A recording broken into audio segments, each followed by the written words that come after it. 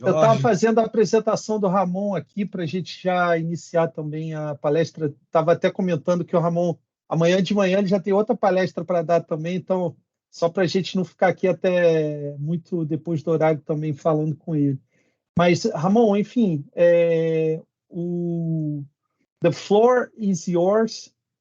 Você pode começar, seja muito bem-vindo e com toda a liberdade acadêmica do mundo. Muito obrigado aí por ter aceito o convite. Obrigado, Chicão. Também queria cumprimentar todos vocês. Bom rever vários amigos aí. Acho que eu conheço todo mundo aqui, então estou me sentindo em casa de alguma forma. E óbvio que eu não tenho nenhuma pretensão de fazer uma palestra, apesar do Chicão estar falando aí de palestra. Na verdade, eu queria dividir com vocês, né, um pouco das minhas inquietações em torno desse tema. Eu preparei uma apresentação em PowerPoint, acho que mais até para a gente poder, principalmente na hora de discutir os casos, mas discutir também alguns pontos que eu acho que são inquietantes nesse tema. Então, eu vou tentar compartilhar aqui a tela para colocar a apresentação, mas fiquem à vontade aí para me interromper a qualquer momento. E eu acho que eu não estou vendo vocês aqui, não sei porque o negócio apareceu aqui. A tela está aparecendo bem para vocês, não?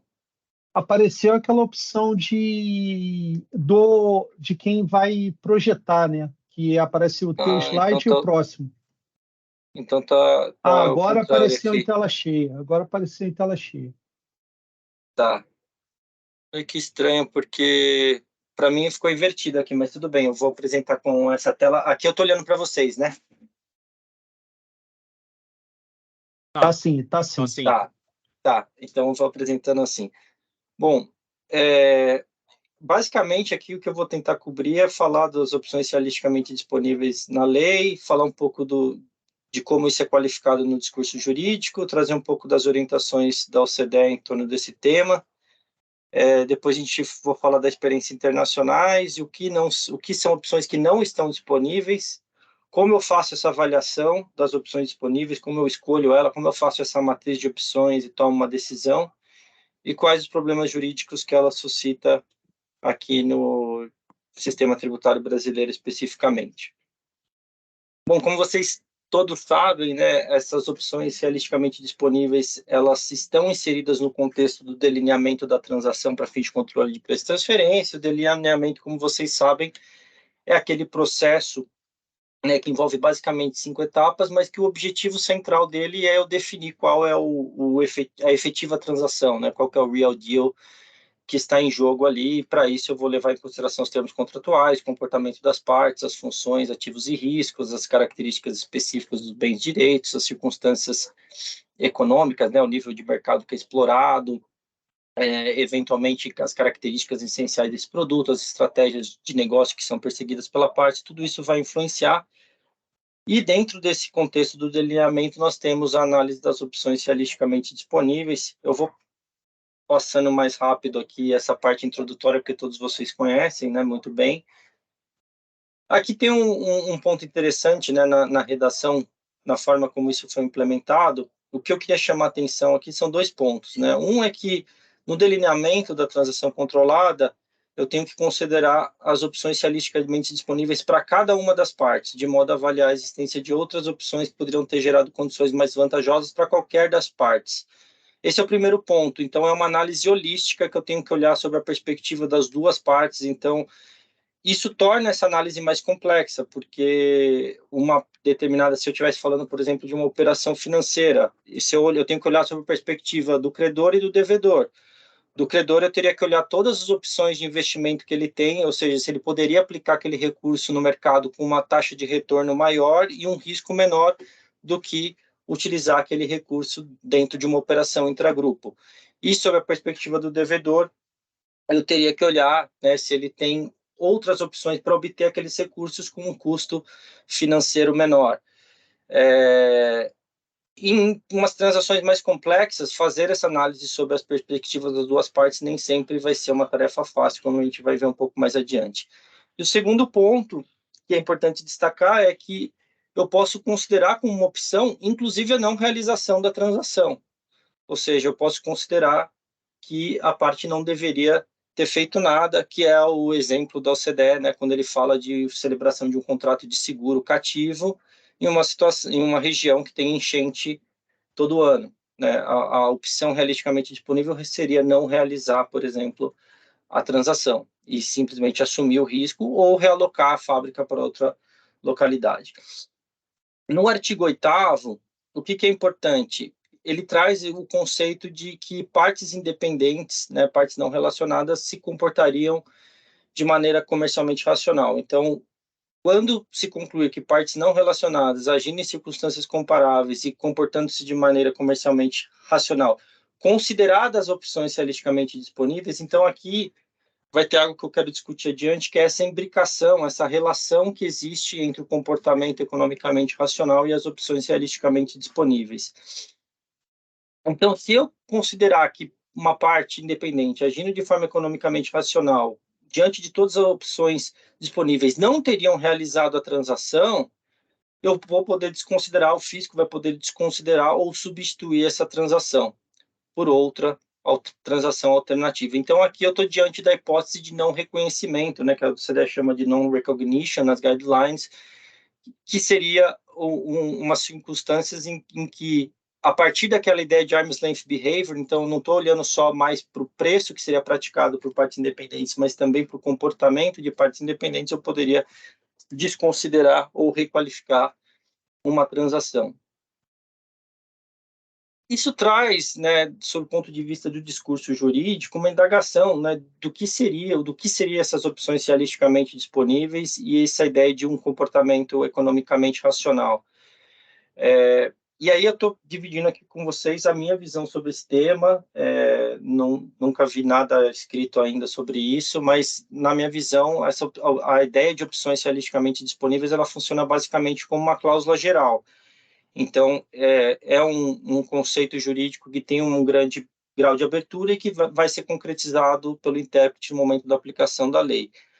O direito tributário convive com cláusulas gerais, eu posso mencionar no artigo 113 do CTN, né, quando ele trata das obrigações acessórias que devem ser instituídas no interesse da fiscalização e da arrecadação dos tributos. Esse interesse da fiscalização e da arrecadação é uma cláusula geral que vai ser concretizada em cada caso, a depender do tipo de tributo, ele vai justificar uma ou outra obrigação acessória. O conceito de despesa necessária, né, do artigo 47 da Lei 4.506/64, é uma cláusula geral, aquela despesa, a relação de pertinência daquela despesa com uma determinada atividade econômica vai ser concretizada no momento de aplicação da lei. E a ideia de um comportamento economicamente racional, ele teria essa feição de um standard jurídico, que o standard jurídico ele é basicamente, né, um padrão, um modelo de conduta, uma padronização de conduta que é utilizada pelo legislador geralmente para aplicação de outras normas jurídicas, que isso é um ponto que eu vou comentar em seguida. Os estándares jurídicos que nós conhecemos. E aí a primeira questão que surge ainda nesse ponto do discurso jurídico, depois no final eu vou falar das incompatibilidades que eu vejo com o sistema tributário brasileiro de forma mais específica, a indagação que eu coloco é possível concretizar uma cláusula geral por meio de um standard jurídico, ou seja, eu posso, no momento da análise das opções, então, quando eu vou realizar uma determinada conduta, eu vou imaginar que eu preciso de um bem para utilizar na minha atividade econômica.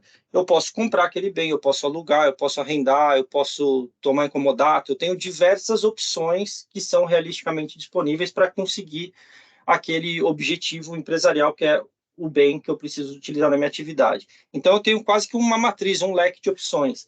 Mas aí, o que a legislação está me exigindo é que eu concretize esse leque de opções por meio daquela que é mais economicamente racional, ou seja, aquela que é mais eficiente sob o ponto de vista do negócio, partindo do pressuposto que partes independentes sempre agem de forma economicamente racional, que por si só é questionável, como eu vou mencionar adiante. Mas aqui surge alguns problemas ainda no campo do discurso, né, da concreção normativa dessa regra. O primeiro é que o próprio arm's length é um standard jurídico, porque a ideia do arm's length é olhar o que partes independentes fariam. Então, eu estou mirando no comportamento de partes independentes para poder verificar se aquela precificação foi adequada ou se a transação que foi realizada pelas partes é adequada ou não. A segunda questão está relacionada ao fato de que não existe um único comportamento economicamente racional e compatível com arm's length. Então, dentro das diversas opções para realizar uma escolha, todas elas podem ser compatíveis com o que partes independentes fariam. Algumas partes independentes podem optar por comprar, outras podem optar por alugar, outras podem optar por arrendar, outras podem optar pelo comodato. E todas essas seriam compatíveis com o que partes independentes fariam. Então, quando ele insere essa ideia da opção economicamente racional, ou seja, aquela que é mais eficiente, a OCDE, como a gente vai ver adiante, ela fala, né, aquela que te coloca numa situação better off em relação a outras alternativas disponíveis, ela nem sempre é seguida, né, por partes independentes no mercado. Então, existe um problema de sobreposição de estándares jurídicos e de exigência de um requerimento adicional para a concretização desse standard. E o terceiro problema é que aqui o standard jurídico não atua na aplicação de outras normas, né? Então, se a gente considerar a boa-fé como um exemplo de um standard jurídico, né, que seria o comportamento ético e leal esperado de um homem médio, a gente vai ver que a boa-fé ela sempre atua na concretização de outras normas. Então, eu vou verificar a boa-fé para, por exemplo, calibrar uma sanção, para mensurar uma indenização que é devida, para olhar um determinado padrão de comportamento à luz de outras regras jurídicas que vão incidir. Por isso que, muitas vezes, a boa-fé ora é qualificada como standard jurídico, mas para alguns outros autores como um postulado normativo aplicativo, porque ela sempre vai estar inserida no contexto de aplicação de outras normas. E no preço de transferência, pelo menos nos casos em que se autoriza a substituição e desconsideração da transação, essa análise já deixou de atuar no campo de aplicação, de contorno de aplicação de outra norma, para efetivamente permitir substituições de negócios jurídicos, requalificações de negócios jurídicos, o que, para mim, vai gerar um problema lá na frente devido ao alto grau de abstração, né, e de insegurança jurídica que isso vai levar, fora outros problemas que eu vou mencionar adiante.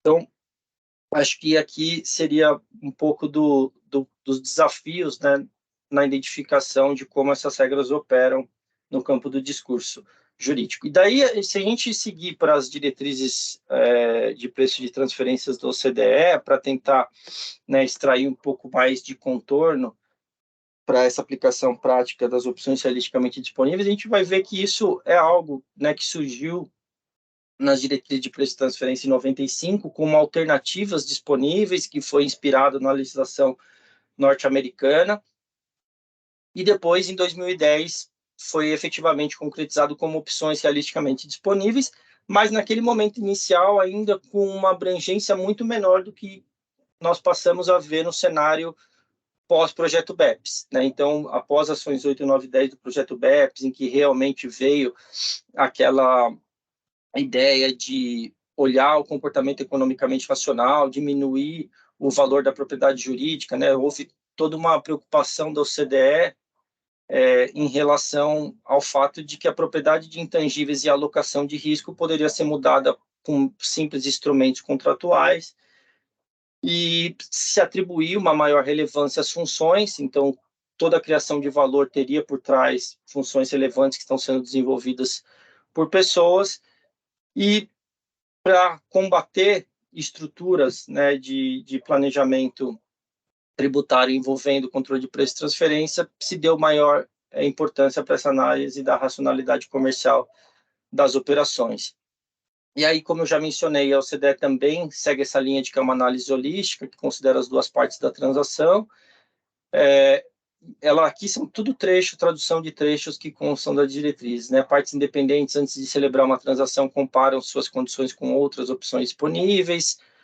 Partes independentes só celebram uma transação se não houver uma alternativa claramente mais atrativa para atingir o mesmo objetivo. Isso aqui é um ponto importante, né? Que esse claramente ele não veio nem na lei e nem na minuta de instrução normativa. Foi inclusive uma das sugestões, né, que nós fizemos lá no grupo do IPDT que trabalhou nesse tema.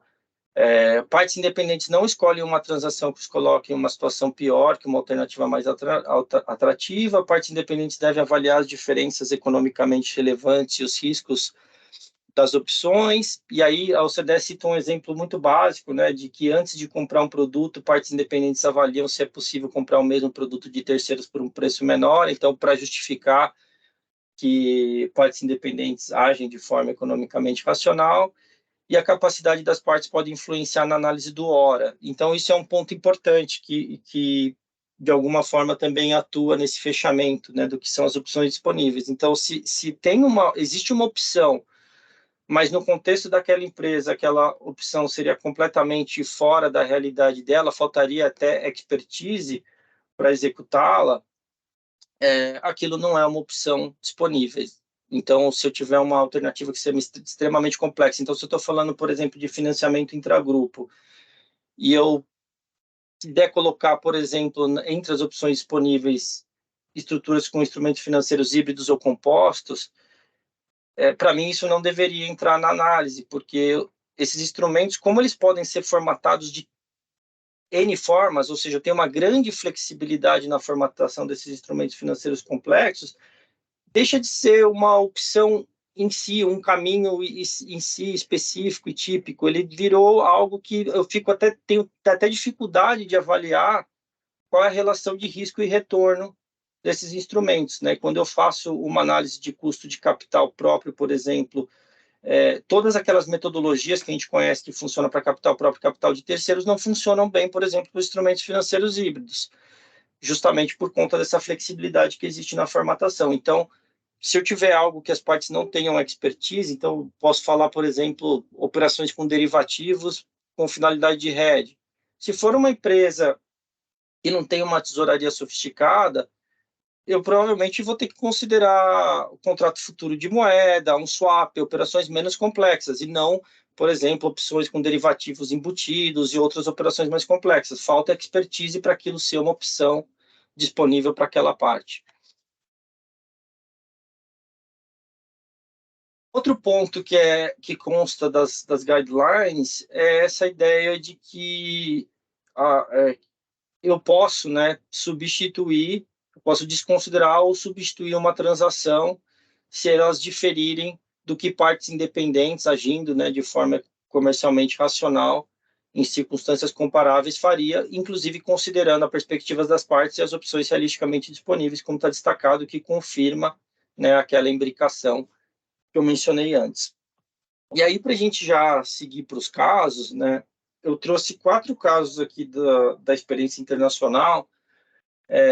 Todos esses casos eu simplifiquei um pouco a estrutura, até por conta do tempo, e para a gente focar no que era importante aqui discutir, né? Então, no caso da Peugeot Citroën, que eu acho que é provavelmente um dos mais conhecidos, a Citroën na Espanha, ela adquiriu a participação da Citroën da Peugeot na França, uma participação societária na empresa na Argentina. Na sequência, por 336 milhões de euros. Na sequência, ela compra créditos inadimplidos que a empresa na Argentina detinha por 320 milhões de euros e, na sequência, capitaliza esses próprios créditos. Então, ela usa esses recebíveis para fazer um aumento de capital. E após fazer esse aumento de capital, ela faz um write-off, né? Registra uma provisão para perdas do investimento, e não existia uma regra que impedia a dedução dessa perda, então ela era dedutível no momento em que registrada. Então, apesar de eu ter chamado aqui de provisão, no regime da Espanha, isso era imediatamente dedutível. Então, ela basicamente comprou os créditos inadimplidos e capitalizou e deduziu isso como perdas relacionadas ao investimento, porque esses créditos não seriam recebidos pela empresa na Argentina que recebeu eles em capitalização. E aí o fisco argumentou que partes independentes não teriam comprado os créditos inadimplidos. Hoje a legislação da Espanha já mudou, já existe uma regra que proíbe, né, que trata isso como uma provisão para perdas nos investimentos, então hoje isso não seria dedutível, mas na época não existia lei vedando essa dedução. Então o fisco alegou que basicamente foi pela linha do controle de preço e transferência para dizer que, considerando o comportamento de partes independentes e as opções disponíveis, esse crédito não deveria ter sido comprado, né, créditos inadimplidos. E o Supremo Tribunal Administrativo da Espanha considerou que os referidos créditos poderiam ter sido, sim, adquiridos, que era uma opção, porque terceiros independentes, por vezes, adquirem créditos de empresas em situação de estresse financeiro ou em situação de insolvência. Há, inclusive, fundos de investimento que são especializados em aquisição de créditos de liquidação duvidosa. Então, haveria, sim, um parâmetro de mercado. A questão aqui seria muito mais de precificação, de como precificar o deságio, do que de simplesmente desconsiderar, né, de fazer uma hipótese de non-recognition.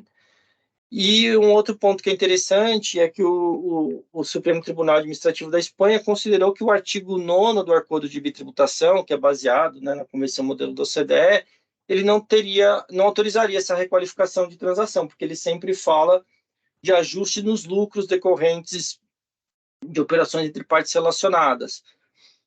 E, claro que existe uma controvérsia, né, em torno desse tema, do alcance do artigo 9º, mas ele seguiu uma linha de que o artigo 9º não autorizaria requalificações. Então, na visão do tribunal, o fisco espanhol, se quisesse questionar essa operação, ele não deveria ter ido pelo regime do preço de transferência, deveria ter aplicado a GAR doméstica da Espanha, e aí ele teria que seguir aqueles requisitos de aplicação, né? Demonstrar que o motivo era exclusivamente tributário, que houve abuso de direito, falta de substância econômica, estruturas excessivamente complexas ou benefício fiscal desproporcional ao benefício econômico. E nada disso foi feito, né? Porque ele seguiu pelo caminho do preço de transferência. Ramon, só pode falar. antes de você passar para o próximo caso, o Gabriel está com a mão levantada, eu acho que você não está vendo a tela vendo, com as falar. mãozinhas. Gabriel, por favor. Obrigado, Chião. Ramon, só uma dúvida. O crédito era da empresa na Argentina? Uhum. Ele fez. Então, ao invés de comprar a empresa com crédito, ele compra crédito e a empresa, é isso? Para poder deduzir a perda do crédito. Primeiro ele comprou um pedaço da participação societária. Daí, na sequência, ele compra o crédito que ela tinha com terceiros. Então, a empresa na Argentina tinha créditos com terceiros. A empresa na Espanha comprou esses créditos e, na sequência, capitalizou na própria empresa que detinha o crédito. Tá. E aí, quando o fisco alega que isso não era uma opção disponível, ele fala basicamente, olha, a Argentina está numa situação de crise econômica. Naquela época já fazia 3 anos, né, que estava em crise econômica, está em um grande período de recessão, todo mundo já sabia da recessão econômica, ninguém compraria créditos inadimplidos que já estavam vencidos de uma empresa que está na Argentina, porque provavelmente os devedores desses créditos não teriam condição de pagar essa dívida por conta do cenário na Argentina, o que, inclusive, de alguma forma se confirmou quando a empresa na Espanha, logo na sequência, fez o write-off do investimento que ela tinha. Então, se você olhar sob o ponto de vista de planejamento, fica claro que teve um planejamento aqui, mas a questão que o tribunal bem pontuou foi que, no fundo, talvez preço de transferência não fosse o caminho, porque como terceiros compram créditos em situações de estresse financeiro, se você quer questionar isso por preço de transferência, você devia seguir pelo caminho do o deságio não foi o suficiente, um crédito de uma empresa na Argentina que está numa situação de falência, talvez o deságio tivesse que ser 80%, digamos, mas não foi esse o caminho que o fisco seguiu, né? Ô, Ramon, só uma dúvida aqui nos fatos. Ele adquire crédito da controlada dele, né, uma vez que ele adquiriu participação previamente, e passa a deter esse crédito contra uma empresa independente, fora do grupo. É isso. Isso, mas depois ele capitaliza ele capitaliza de volta na empresa de que ele comprou. É como se ele devolvesse, ele compra o crédito. Tá bom. Ele contribuiu para a empresa. Ele contribuiu para a empresa, para a controlada dele, tá certo. Isso, ele comprou crédito de terceiros, que eram contra terceiros, virou credor de terceiro por um dia, nem um dia, né, porque foi na sequência. Ele compra os créditos da empresa na Argentina, paga os 320 milhões, depois capitaliza os próprios créditos. Os próprios, tá claríssimo agora, entendi. E depois tá ele faz a baixa do investimento, né? Faz a provisão para perdas do investimento que ele fez. Perfeito. É porque eu acho que naquela época já estava em vigor a regra na Argentina de que é muito difícil uma empresa argentina remeter dólares para pagamento de obrigações no exterior também. Você tem uma limitação de natureza cambial também, né? Isso daí pode ter sido um dos fatores. Pode ter sido um dos fatores, assim, ele poder, no fundo, assim, a intenção parece ser de capitalizar, de mandar caixa para a empresa na Argentina, né? Porque ele compra crédito por 320 milhões de euros, mas ele queria mandar caixa não como um empréstimo, porque provavelmente ele não ia ver a cor de juros por conta da situação da empresa. Então ele queria mandar caixa e ao mesmo tempo gerar uma dedução na Espanha. Então ele comprou o crédito, pagou o caixa, aportou o próprio crédito e depois falou: eu não vou receber esse crédito, então ela não vai receber esse crédito, então eu vou fazer uma baixa do parcial do meu investimento aqui, né? Fazer uma dedução para perdas no investimento que eu fiz. É como se eu tivesse investido 320 milhões, mas agora já não vale mais porque tem um monte de crédito inadimplido aí. Só que quando ela aporta o crédito... Desculpa. Pode falar. Não, o que eu ia falar é que quando ela aporta o crédito já não é mais da espanhola, né? Eu acho que é isso que eu não entendi, Isso. porque como é que eu vou deduzir algo que não é meu? Eu deduzi do investimento. É como se o meu investimento de 320 milhões não valesse mais 320 milhões. Tá. É como se aqui... É como se, imagina, tivesse um impairment embaixo. Pensa assim, Beleza. eu fiz um impairment embaixo, o investimento não vale mais. Perfeito. Por equivalência, eu vou reduzir isso. Lá não era equivalência, era uma provisão para perdas do investimento. Obrigado. Deu para entender? Não, ótimo. Tá ótimo. Beleza. O caso é bem chatinho. Se vocês lerem a decisão, depois eu posso compartilhar com vocês. Tem um monte de coisa lá, é mó confuso o caso, mas na essência é isso que está aqui. Tem um monte de outras coisas que não são relevantes para preço de transferência, mas o que interessa para a gente é isso que está aqui. O caso da Resnord é um caso julgado na Noruega. Também tem várias outras questões, anos diferentes que foram autuados, que não são relevantes aqui, então também fiz um corte. Mas, basicamente, o que vai acontecer aqui é a empresa na Noruega ela tinha feito um contrato de mútuo com a empresa aqui que está em Luxemburgo, e aí isso foi assinado em 2006 e tinha vencimento em 2011. Ela captou 1,5 bilhões, taxa de juros LIBOR de um ano mais 1% de juros e tinha um vencimento em 2011. E aí o que a empresa fez foi, antes do vencimento, que era em 2011, ou seja, em 2009, ela foi lá e fez uma repactuação, um refinanciamento dessa dívida, manteve o mesmo valor, então ela refinanciou o mesmo valor que ela tinha captado, mas ela mudou a taxa de juros. Então, em vez de ser a LIBOR por um ano mais 1% de juros, passou a ser a NIBOR de 3 meses mais 4,5% de juros, e o vencimento foi para 2016. E aí, o que aconteceu? Ela mudou, né? Aqui está de 1,5 bilhão para 9 de coroas norueguesas, mas era o equivalente ao mesmo valor original. Então, o que ela fez foi, basicamente, mudar a moeda de denominação do contrato. Então, ela trouxe para a moeda local, sob o argumento, e esse era o ponto principal da discussão, o fisco alegava que, olha, nenhuma parte independente repactuaria uma transação antes do prazo de vencimento para aumentar a taxa de juros. Então, se eu tenho um empréstimo no mercado de 5 anos e que eu pago juros de 10%, eu não vou no terceiro ano refinanciar esse empréstimo para pagar juros de 12%. Isso seria um comportamento economicamente irracional. E o contribuinte contra-argumentou dizendo, não, mas eu fiz isso para alterar a moeda, porque de 2006 a 2009 eu tive perdas cambiais, né, de variação cambial negativa de 686 milhões de coroas norueguesas. E essa repactuação da dívida, houve efetivamente um aumento da taxa de juros, mas isso me gerou despesas financeiras na ordem de 262 milhões apenas. Então, significa que ou seja, eu estou supostamente estancando uma perda cambial maior do que o incremento de custo que eu tive pelo aumento da taxa de juros. Só que o que o tribunal entendeu? Né? Que o fato de ter perda cambial passada, ou seja, o fato de 2006 a 2009 ele ter tido perdas cambiais, não significaria que de 2009 até 2011, que era o prazo de vencimento original, ele continuaria tendo perdas cambiais.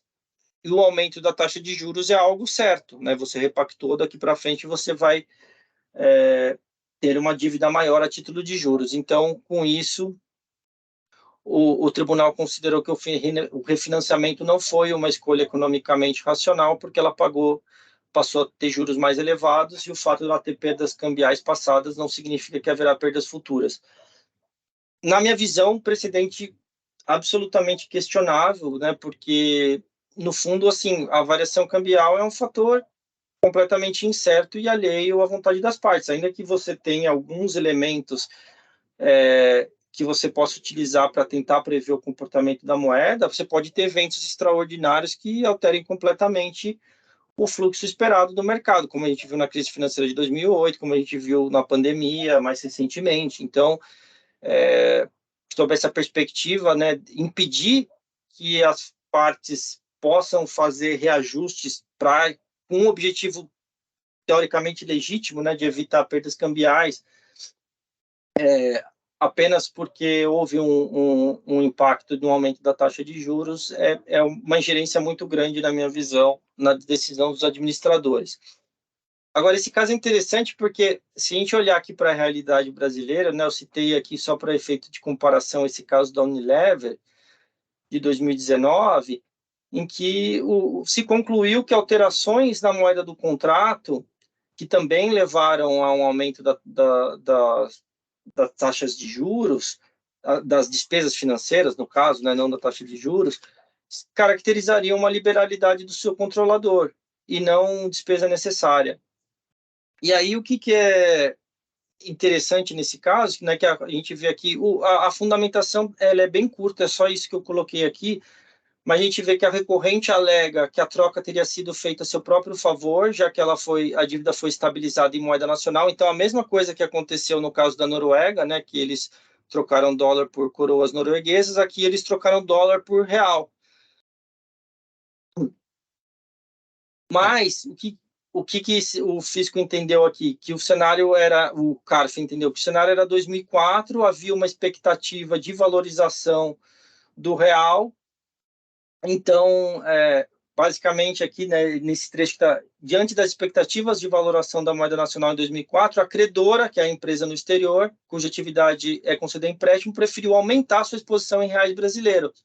Foi uma aposta acertada do ponto de vista econômico, porque ela recebeu, né, mais juros em real por conta da apreciação do real em relação ao dólar. E sob esse ponto de vista do Brasil, então, o Brasil incorreu em mais despesas financeiras em mais despesas de juros em benefício do seu controlador no exterior. E, sob essa perspectiva, teria havido uma liberalidade. Aqui foi uma discussão com base no conceito de despesa necessária, né, e não com base em preço de transferência. Mas, se você olhar aqui, o que eu acho que é interessante desse julgado, e para contrapor ao anterior, é que ele também leva em consideração expectativas de valoração. Foi uma aposta acertada. Então, assim, como se você utilizasse aquela questão do hindsight, né, de utilizar informações posteriores para avaliar uma decisão anterior do contribuinte. Naquele momento, em 2004, poderia haver uma tendência, mas enfim, era algo imprevisível, né? Então, você dizer que ele agiu intencionalmente para beneficiar o controlador é uma acusação complexa ou questionável, na minha visão. Ramon, uma dúvida aqui nesse caso brasileiro. Aqui também manteve-se a taxa de juros? Só houve troca da moeda? Manteve-se a taxa de juros, sim. Então é realmente bem discutível, né? Quer dizer, é impossível saber em ex ante se a moeda vai apreciar ou desvalorizar, né? No outro caso, até eu acrescentaria no norueguês que pagar uma taxa de juros maior economicamente E aí, sem entrar no juízo de se 4,5 versus 1 é justificável, mas você tirar o risco cambial da equação é algo que tem valor, né, também. Exato, eu acho que aqui, pensa que você veio de um histórico de 686 milhões de perdas cambiais, não é que você está supondo sem nenhum motivo, né? Você está tendo perdas cambiais, você eventualmente decide refinanciar aquela dívida para estancar esse cenário, aceitou pagar um pouco a mais de juros, né? Fazendo um cálculo provavelmente para o futuro, falando, olha, 262 milhões de juros versus o que eu tive no passado, se isso no passado se refletir para o futuro, ainda é um bom negócio. Ainda é um bom negócio, meu custo efetivo pode ser menor, né? Você está numa moeda, você está endividado numa moeda muito mais forte do que a moeda que você ofere tua receita. Então, é bem discutível mesmo. Interessante. Até isso que você mencionou é um fator legal do caso, assim, que eles não entraram nisso, porque o fato de não entrarem, por exemplo, qual que era a moeda funcional da entidade, qual que era a geração predominante de receita dela, não entraram se tinha alguma estratégia de hedge que estava sendo utilizada, ou seja, qual que era o custo, porque ele eventualmente poderia manter em dólar, a gente comparar, vamos manter o empréstimo em dólar, ver o custo de fazer um hedge para proteger isso versus o custo do aumento da taxa de juros. Nada disso foi considerado, tá? Uhum. O que eu ia só comentar que eu não identifiquei aí na tua explicação, Ramon, se a Hess Norte realmente conseguiu demonstrar que em 2009, se ela fosse ao mercado e contratasse um financiamento da mesma natureza, se ela identificaria essa mesma taxa de juros também, né? Então, isso foi discutido, ela demonstrou que a taxa de juros era de mercado. Na verdade, teve um ajuste que eu até coloquei aqui posteriormente, reduzido a 4%, que ela depois ajustou, estava um pouco acima do mercado, depois ela ajustou para o mercado. E aí a decisão, né, ela é até parcialmente favorável, porque para o ano de 2009, o fiscal a decisão foi desfavorável, foi isso aqui que está aqui.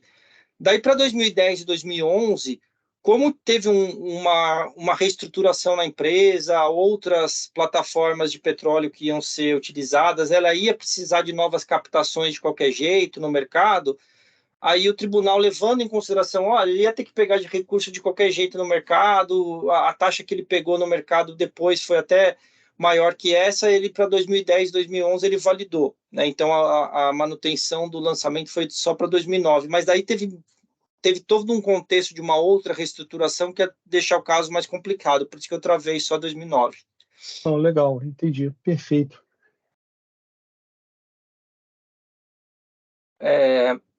E aqui para a gente concluir os casos, tem dois casos que são da Índia, os dois desse Tribunal de Apelação de Nova Delhi. E o que aconteceu aqui? A Mitsubishi Corporation, no Japão, ela pagava uma remuneração, era um contract manufacturing aqui, então não é bem uma industrialização por encomenda, porque ela não dava, né, o próprio insumo. A gente, na preço de transferência internacional, tem aqueles três modelos, né, o toll manufacturing, esse contract manufacturing e o full-fledged, né, manufacturing, que é o fabricante de risco integral, por assim dizer. E aqui ele estava no meio, né, nesse que ele industrializa por encomenda, mas que ele mesmo compra os insumos e tal. E aí ele recebia uma remuneração por fabricação desses produtos de acordo com as especificações da Mitsubishi. Mas ele pagava royalties por know-how.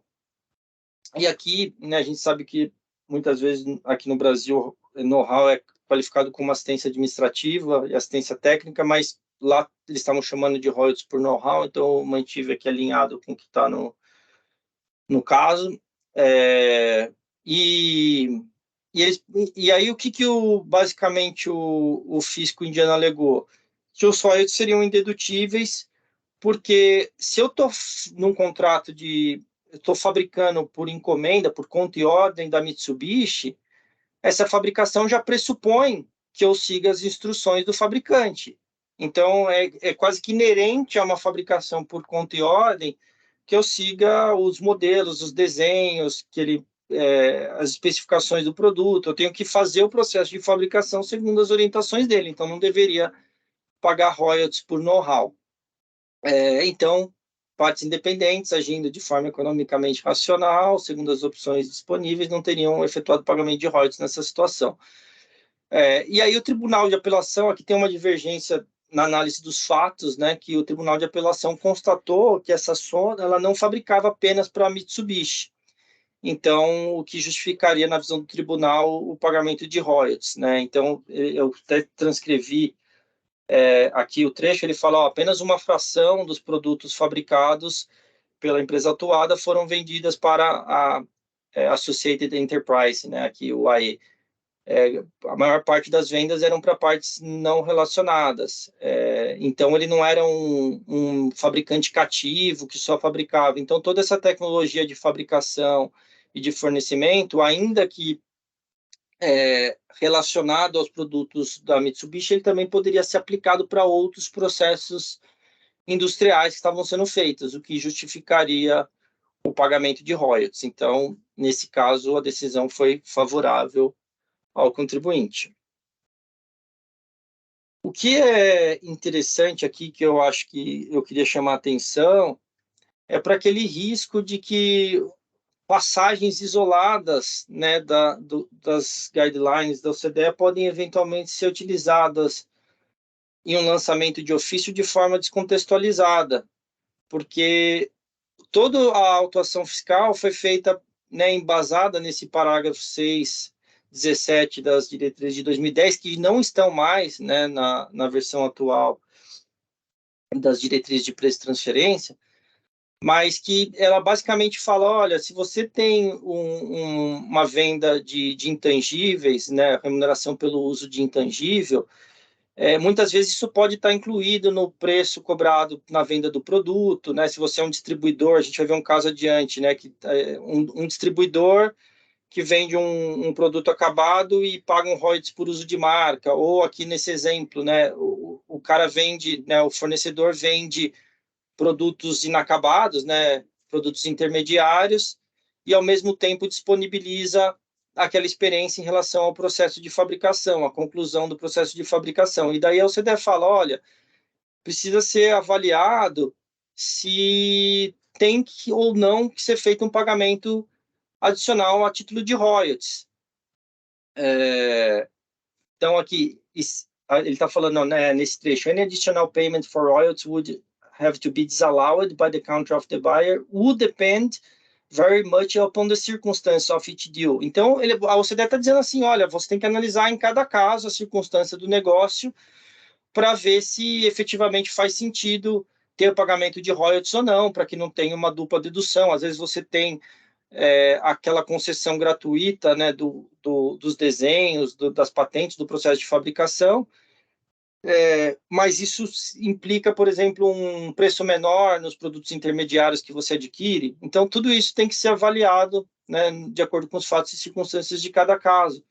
E não foi isso que fez o fisco indiano quando ele questionou essa operação. E aí, a decisão, nesse trecho que eu cito aqui, né, ela fala, recorrer a passagens incorretas, infundadas e frívolas e que estão fora do contexto, pode levar a aplicações injustas, né, das diretrizes de preço e transferência da OCDE, apenas com a intenção de justificar um ajuste de preço de transferência.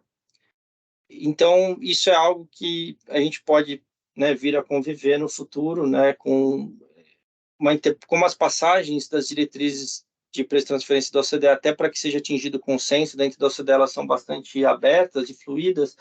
Eventualmente, o fisco pode utilizar algumas passagens para justificar lançamentos de ofício. E aí, um caso bastante semelhante também da Índia envolveu a Samsung. Então, a Samsung na Coreia do Sul vendia produtos para a Samsung na Índia, a Samsung na Índia revendia esses produtos para empresas associadas.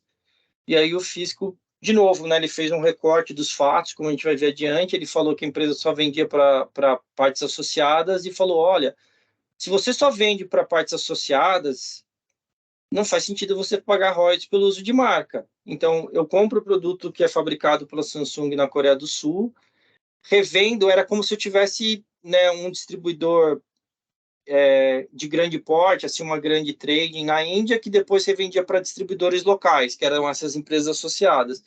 Então, se você está revendendo só para empresas associadas que depois vão revender para os clientes finais, não faz sentido você pagar royalties pelo uso de marca, porque você já tem quase que uma demanda garantida dessas empresas associadas. Elas vão comprar de você fazendo uso você pagando royalties ou não.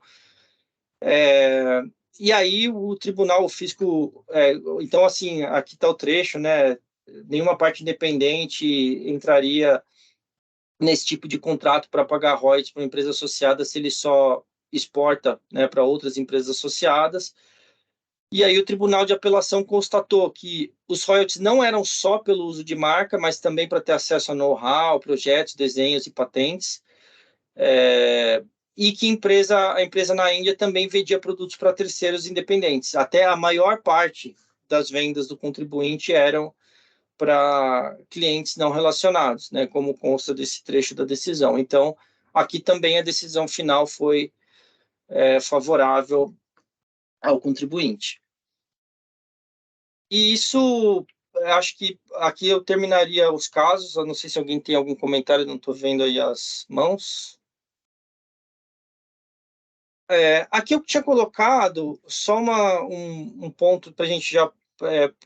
que também poderia ser discutido depois, mas se isso teria alguma relação com o que a gente vê de aplicação, às vezes, no Brasil, da teoria do ato anormal de gestão. A gente, né, tem, por exemplo, eu coloquei esse caso da Empresas Reunidas, né, que foi discutido, foi afastada essa teoria do ato normal de gestão, dizendo que a decisão sobre o tipo de operação que se deve realizar visando a obtenção de lucros acoplado à manutenção da saúde financeira da empresa é uma questão essencialmente gerencial e que não deveria ser objeto de análise pelo fisco, então afastou a teoria do ato normal de gestão.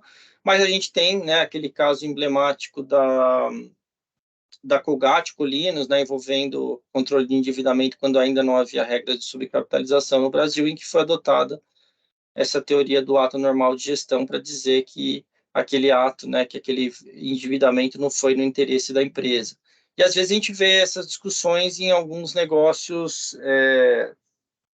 feitos a título gratuito, né, quando eventualmente alguns tipos de comodato, surge essa discussão de ato normal de gestão, enfim, que não teriam sido realizados no interesse da empresa. Aqui também, né, você acaba tendo um padrão de comportamento que é olhar o que um administrador, muitas vezes um administrador probo e faria naquelas circunstâncias, né, um probo e diligente faria naquelas circunstâncias. Então, pode existir uma certa similaridade com essa noção de ato normal de gestão.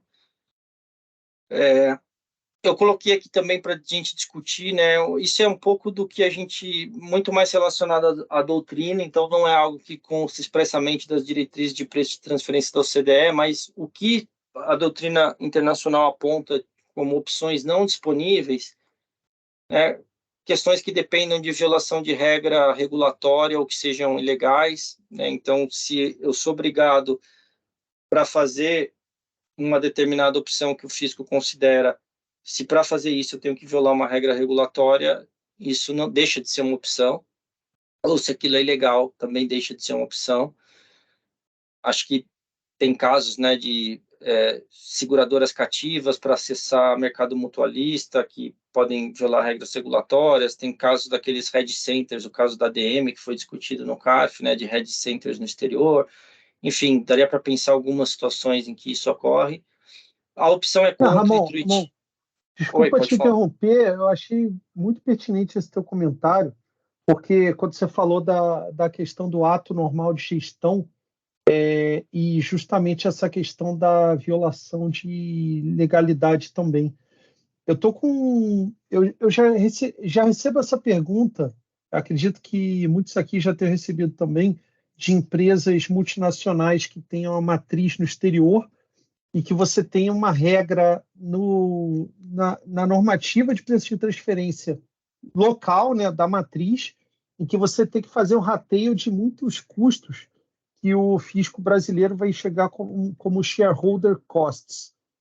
E aí você tem a questão de uma obrigação legal da casa matriz, e aí aqui no Brasil você tem a questão do ato normal de gestão, partindo do pressuposto que o fisco brasileiro questiona esse conceito de duplicação, e o fisco brasileiro não só questiona, como ele vai dizer, por que você vai pagar uma fração do salário do diretor mundial de vendas, se aqui no Brasil você tem um diretor de vendas local também?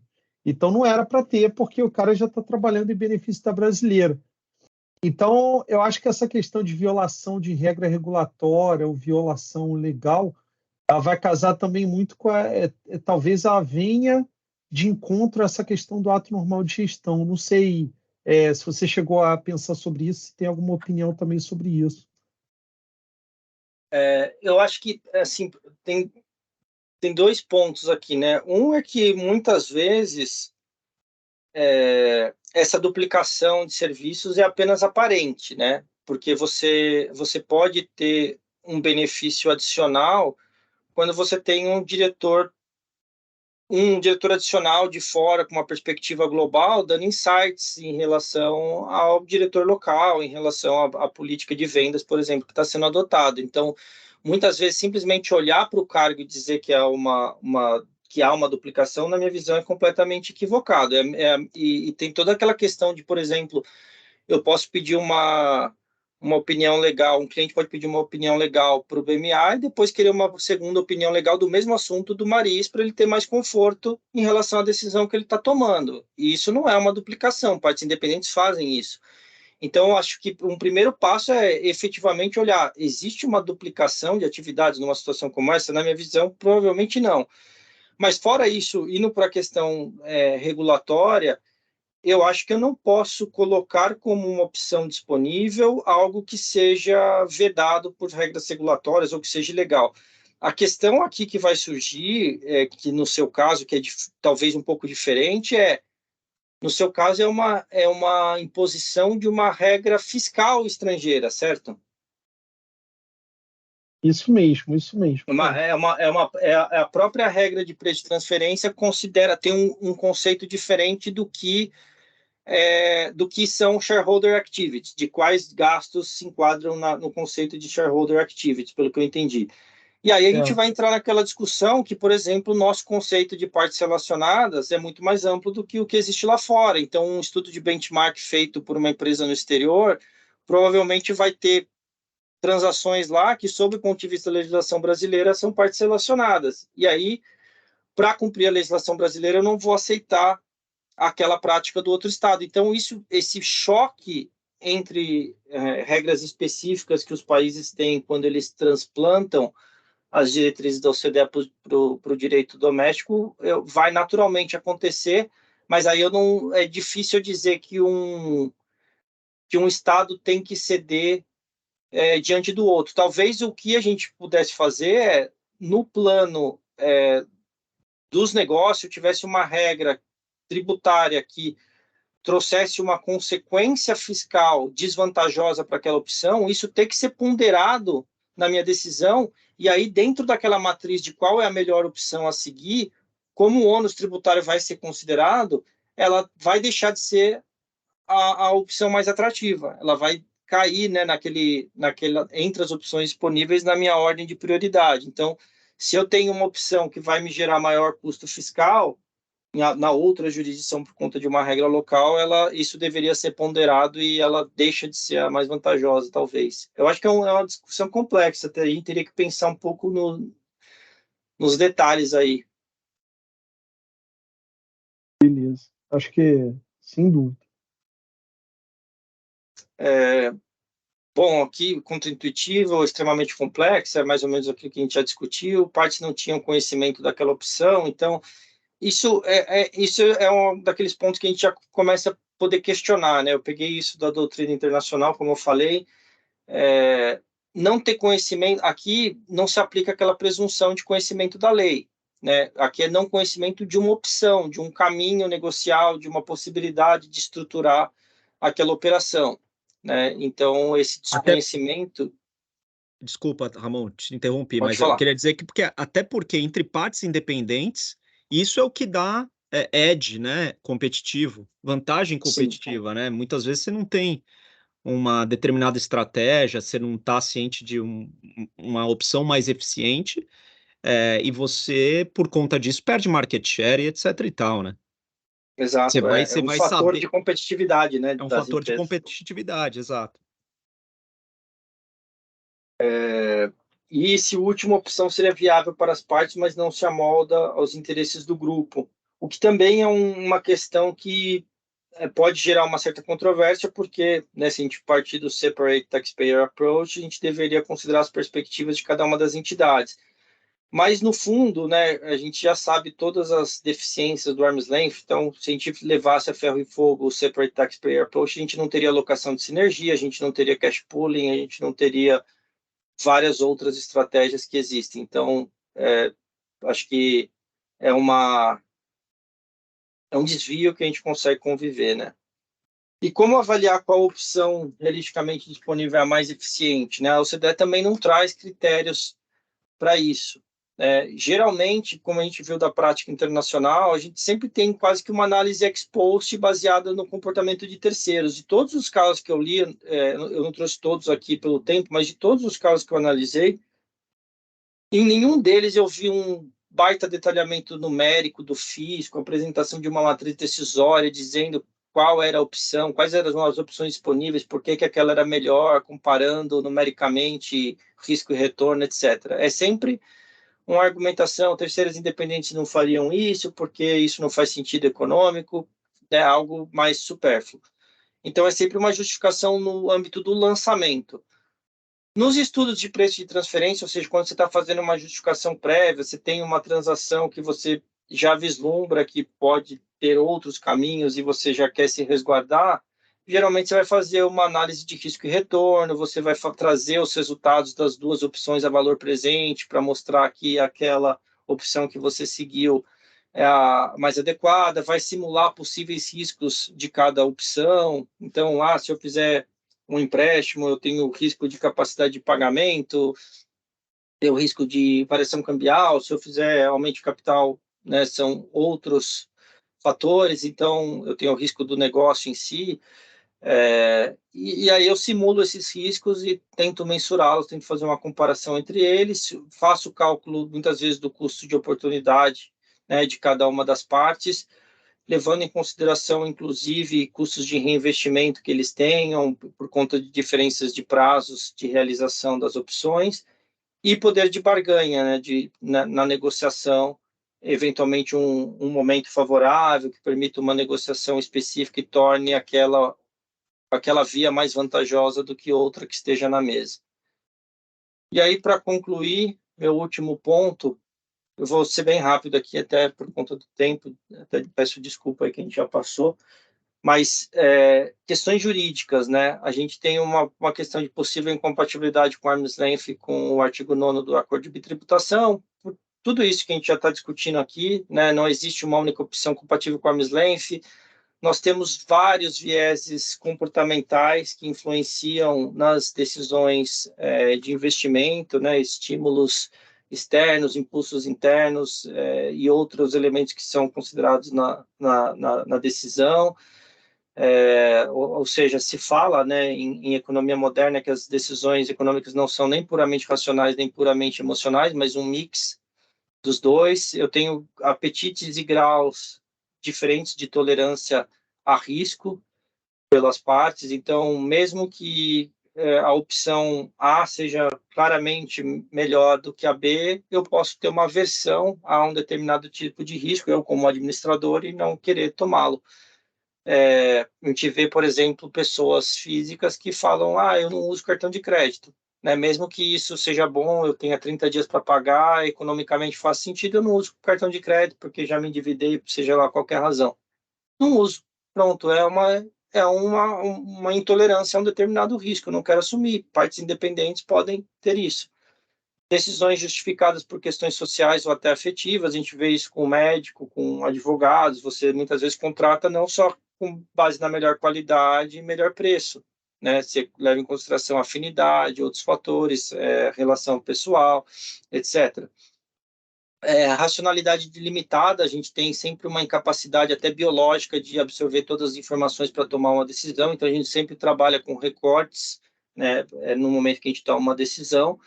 A falibilidade humana, né, qualquer um pode errar num processo decisório, e as próprias incertezas de análise de risco e retorno, né? Essas análises são sempre estimativas, as melhores estimativas possíveis, mas elas estão baseadas em premissas, e muitas vezes eu não tenho o grau de confiança necessário para tomar uma decisão baseada naquela análise. Então, como é que eu posso, né, fazer com que obrigar o contribuinte a sempre tomar essa decisão que supostamente é a mais eficiente? Isso gera problemas de insegurança jurídica, porque no momento que eu realizo a conduta, eu não tenho a possibilidade de antever as consequências, porque o fisco poderá, com base em outras opções que não aquela que eu escolhi, requalificar o ato ou negócio jurídico. Problema de legalidade, porque eu pratiquei o fato A, mas o fisco, com base nas opções disponíveis, decide que eu deveria ter seguido o caminho B e vai, para fim de preço de transferência, qualificar minha operação como B. Questão de ingerência do fisco nas decisões empresariais, né? Estou substituindo o julgamento do empresário pelo julgamento da fiscalização, isso já foi rechaçado, né, pela jurisprudência administrativa na análise do conceito de despesa necessária. Incompatibilidade com o direito da liberdade de contratar, porque a liberdade de contratar me assegura que eu posso realizar um dos negócios jurídicos possíveis para realizar aquela transação, mesmo que ela não seja a melhor opção, a mais eficiente, a que dê o maior retorno com o menor risco. Então, quando o fisco interfere nisso, ele está interferindo na minha liberdade de contratar.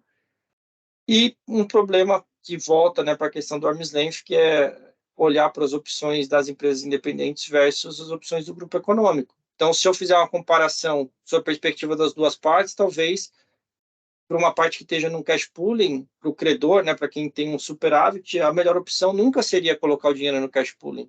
Seria fazer uma aplicação financeira no mercado, que ele provavelmente vai ter um retorno melhor do que deixar no grupo. Mas deixando esse dinheiro no grupo, para o grupo econômico como um todo, para a gestão de caixa, vai ser mais eficiente ter esse recurso à disposição para incrementar o grupo econômico como um todo, colocar o caixa onde há necessidade naquele momento específico.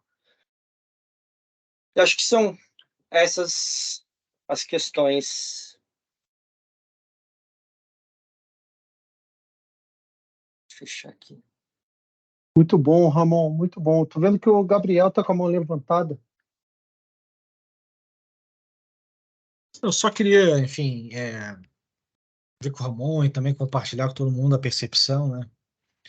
Porque a minha preocupação, e aí vem dos casos que o Ramon apresentou, se a gente olha cada um desses casos, inclusive no primeiro teve discussão de GAR, de falta de propósito negocial, né? Então, ali, além da questão do HORA, também teve esse viés relacionado ao abuso, enfim.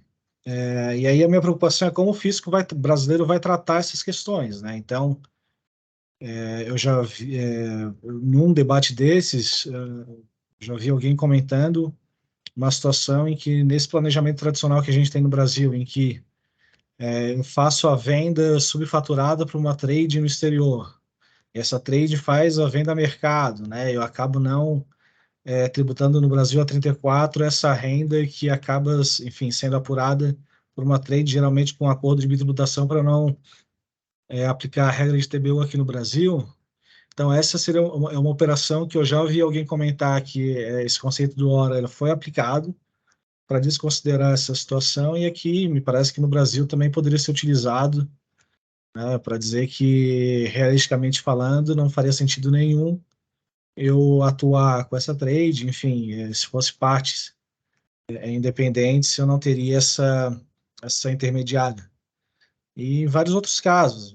Uma situação também que me preocupa nesse planejamento aí, em que agora que o artigo de royalties foi revogado, né, enfim, eu constituo uma empresa aqui no Brasil, faço pagamento para ela e ela acaba distribuindo lucro para o exterior, lucro isento, para fugir da regra de preço de transferência para royalty. Então, eu só queria entender a percepção do Ramon, né, como que isso, óbvio, a gente não sabe como vai ser utilizado pelo fisco, mas, enfim, nas conversas que que, enfim, o pessoal da Receita tem tido aí com todos, né? O que a gente pode esperar da posição da Receita em relação a esse dispositivo, para que esse dispositivo não vire uma GAR ou algo parecido que resulte aí na desconsideração de inúmeras operações sem que a gente tenha, enfim, todo aquele discurso, parágrafo único do 116, etc. Eu acho que o caso da Cameco, né, que é o da Trading, que é um caso do Canadá, ele tinha um componente, um risco de simulação, né? Era uma empresa que beneficiava urânio e usava uma trade, mas a trade não tinha nenhuma substância, era uma hipótese de interposição de pessoa. O fisco até utilizou a questão do hora, mas ali tinha outras fragilidades, outros pontos de discussão. Se você tiver uma situação que você tem uma trade no exterior que efetivamente exerce funções, ainda que funções relacionadas à mitigação de riscos cambiais, fazer hedge no exterior, evitar, porque muitas vezes, né, o Brasil, por ter IOF, ter esse controle de remessa internacional, você não consegue, por conta da própria dinâmica desse mercado de commodities, atuar nele de forma competitiva sem ter uma trading lá fora. Então, nesses casos que você tem várias justificativas, funções sendo exercidas, você vai ter que ter uma remuneração para essa atividade. Talvez não seja, porque o que vai mudar, na minha visão, hoje a gente tem uma venda com uma revenda e aquela entrega direto, e o lucro de toda a revenda fica lá. Se a gente olhar a sua perspectiva de preço de transferência, a gente vai ter que, não vai ter uma compra e uma revenda, porque muitas vezes o título, a transmissão da propriedade ocorreu direto. A gente vai ter funções que estão sendo exercidas por essa trade no exterior que vão ter que ser remuneradas. Vai ser uma remuneração muito menor do que a remuneração que elas ficam hoje, com a margem de lucro que elas ficam hoje. Agora, não seria necessariamente uma situação em que hora levaria à requalificação.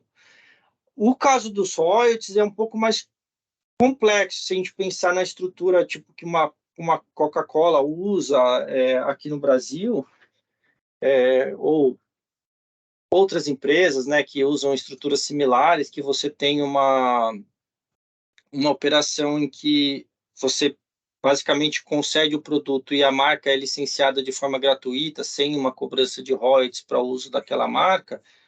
Muitas vezes você tem uma justificativa negocial para essa concessão gratuita, que é o fato, olha, isso é quase que inerente ao produto que eu estou vendendo. Então, se eu quero ter mais vendas nesse mercado, eu preciso usar a marca Que Bom, a marca Coca-Cola, a marca Pepsi, qualquer coisa que seja. É inerente ao negócio, é inerente ao produto que eu estou adquirindo para revender no mercado, ter o uso gratuito dessa marca, e por isso ela não estaria sendo remunerada.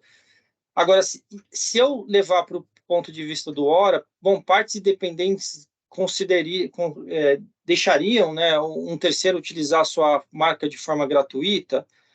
Muitas vezes, em algumas situações de distribuidor independente, se você pensar assim, a própria Coca-Cola, ou quando ela dá uma geladeira incomodato no bar e deixa o bar usar o logo dela, ela não está cobrando royalties pelo uso da marca, aquilo faz parte do modelo. Então, eu posso ter situações em que partes independentes usam a marca de forma gratuita.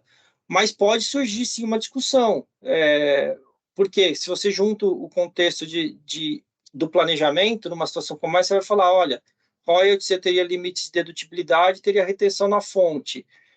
Se eu não cobro royalties, aumento o lucro aqui e distribuo como dividendos isentos, isso gera uma eficiência fiscal. E daí eu comparo o que é feito no Brasil com o que é feito em todos os outros países do mundo que não têm o limite de dedução de royalties e que tributam dividendos na fonte. Em todos os outros países eu faço diferente.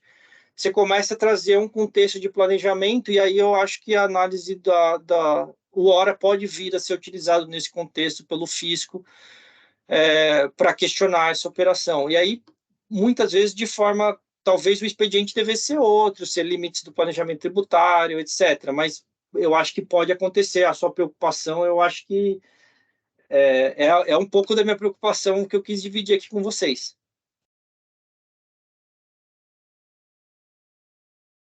Legal, legal. Eu ia fazer um comentário também, que eu acho que a discussão vai ser extremamente fática também. E não de troca automática de informações, mas de fatos e circunstâncias, né? e os demais departamentos da empresa, eles vão precisar criar um suporte fático a suportar o departamento tributário, né? O que eu tenho falado para vários clientes é que os gerentes, gestores tributários vão precisar dar palestras internas e conscientizar a turma comercial, e principalmente de tesouraria, também tesouraria com a mais absoluta certeza, porque o pessoal de tesouraria já está acostumado com aquela arbitragenzinha de captar no exterior, pagando juros baixos e emprestar para o Brasil nos juros legalmente aceitos. E aí isso deixa de ser uma opção realisticamente disponível também dentro desse conceito e poderia ser requalificado. Então, você tem essa política de conscientização que vai ser muito importante também. Mas, enfim, eu vou deixar só para ver se a gente tem alguma última pergunta também, senão vou liberar o Ramon, que ele já está ali cansado também, e amanhã já tem mais um compromisso acadêmico também. Última perguntinha, pessoal, para a gente fechar, quem tiver, senão a gente já termina por aqui. Agradecer ao Ramon, né, pelo tempo dele, trazer esses fatos tão relevantes, mesmo porque esse é um novo mundo, o que Camões diria, mindset vai mudar mesmo, né, e é um novo mundo.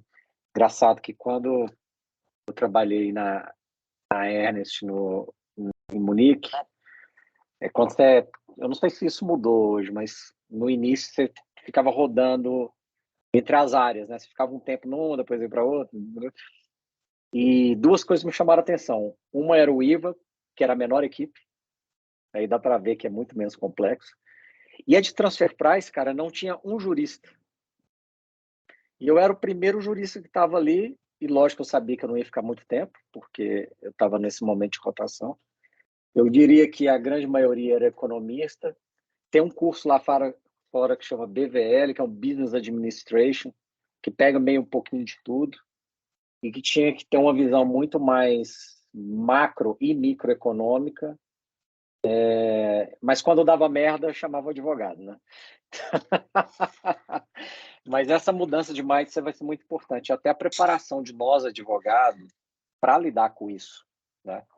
Porque até do ponto de vista de uso da nossa advocacia, né? A gente vai precisar abrir um pouco mais a cabeça, sair do legal estrito e tentar ir mais também pelo lado econômico para a gente poder usar a legislação da maneira correta. E eu também tenho um certo receio, porque o mesmo desafio que é para o advogado é para o pessoal do fisco também, que é um novo mundo para eles, né? Mas o Ramon trouxe casos interessantíssimos lá de fora, justamente vendo essas duas visões fisco e contribuinte das relações. Obrigado, viu, Ramon? Obrigado vocês aí, um prazer discutir com todos, revê-los aí ainda aqui virtualmente e torcendo aí para que Chicão me convide para as próximas para assistir. Ô, Ramon, você já está mais do que convidado, querendo fazer parte do grupo. Hoje a gente teve aí alguns integrantes novos, o próprio Gabriel, que vai ser o próximo a falar também, no dia 25 de setembro, também, 19 horas. Ele vai falar sobre a dissertação de mestrado dele, o princípio da não discriminação. Um tema Legal. Também muito pouco estudado e que ele foi aí precursor, diria eu, no estudo. Não precursor, mas um dos primeiros, né? O primeiro foi a Alessandra. Alessandra Okuma, verdade. Alessandra Okuma, eu estava tentando lembrar, é verdade. Enfim, vai ser muito legal também, você já está mais do que convidado e, enfim, a gente vai acrescentando robustez aí para o grupo também, que já vinha sendo coordenado pelo Paulo aí com muito brilhantismo, e a minha missão agora é não deixar a peteca cair, né? A peteca está lá no alto, eu não posso deixar a peteca cair também. Então, todo mundo aqui querendo pode voltar nos próximos e a gente vai começando. Tem outra coisa que eu queria comentar também, só para a gente terminar. Eu conversei com o Márcio na semana passada, e o Márcio trouxe uma ideia muito legal da gente organizar uma obra coletiva para falar sobre um tema muito pouco estudado também, que é a questão da troca de informações no âmbito do projeto Confia, que ele está estudando e coordenando na Receita Federal. O Márcio está terminando de delinear um pouco esse projeto acadêmico. Em breve ele vai trazer os detalhes aí para quem quiser e puder contribuir com artigos. Eu acho que vai ser muito legal também. Que aí é mais uma obra coletiva aí do NEF, né? Eu fiquei de enviar um modelo, um rascunho de carta convite para o Francisco até o final dessa semana, né? Com a ideia para a gente fazer essa troca de informações no âmbito de programas de conformidade cooperativa, né? Onde há uma relação mais próxima, de confiança, e os contribuintes às vezes se sentem inseguros em fornecer informações, e dentro de um arcabouço fiscal, né, de um país, aquilo lá pode estar protegido, mas e se for trocada aquela informação com outro país onde o arcabouço é outro e a proteção pode não ser a mesma? Essa é basicamente a ideia do estudo, né? Exato. Márcio, mas eu te contei que eu tive experiência prática com Confia e eu achei que era pegadinha. Eu te contei, né? Pois é, tá mandando, não, cara. É possível. Não, é fraude. Tá mandando aí, tá mandando. Muito bom, cara, parabéns. Ô, Francisco, só, eu não sei se o pessoal sabe, os livros chegaram, estão lá no meu escritório. Então, Tereza, o Luiz, que participou, estão lá. Desculpa, porque eu ando viajando muito esses dias, mas eu vou entregar para vocês. Não, a gente pode até marcar um almoço, enfim, numa data. Vamos descobrir legal, uma data que funcione para todo mundo, e a gente marca um almoço aí, mais para outubro, novembro, até para todo mundo se encontrar pessoalmente também. Fechado, pessoal. Beleza. Obrigado, Ramon. Muito bom. Parabéns. Obrigada, Ramon. Obrigado, Ramon. Tchau. Um abraço. Obrigado. Tchau. Tchau.